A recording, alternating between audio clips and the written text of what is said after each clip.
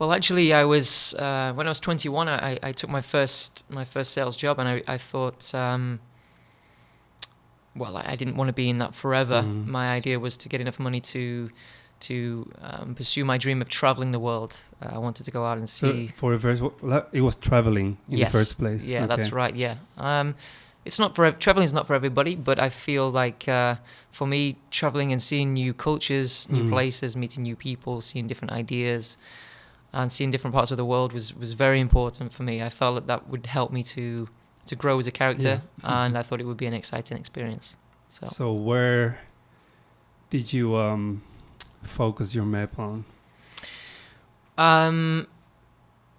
My first trip alone was going to Asia. One of my friends gave me the recommendation of Thailand, which was Thailand. It's something I didn't really know anything about at all, and I was a little bit nervous at first about going to Thailand. Did you go alone? I did. Okay. Yeah, I booked the flights. The first part of the flight was a brilliant experience. I got a free upgrade to business class, so I was very happy with that. I thought, if this is how things are going to be, traveling's for me, you know. So I went out. I flew to Thailand, and my experience there was nerve-wracking at first because I was staying in Bangkok.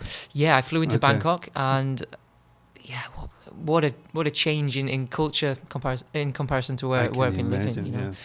Everything was different. The lifestyle, the business of the city. I mean, I'm not even from a city myself, so the weather, the weather, food, and everything. Exactly like that. Exactly. And there was a couple of times I almost got scammed. I almost got ripped off, and I thought I was going to get killed. So I I was the first few days in there was very scary. So I ended up flying to one of the islands and going to the beach and trying to change or any. I ended up going to Koh Phangan, Koh Samui, Koh Tao, beautiful places, and I went there because I wanted to get away from the big city. I felt like the big city was a little bit choking. Exactly. Experience, So and I had an amazing experience there. Made some good friends with people that I'm still friends with today. So amazing experience. That was the first trip, but it was actually a bigger trip where I went to. I went all around Asia. I went to Thailand, Cambodia, Singapore, Australia, New Zealand, Dubai, and then back home.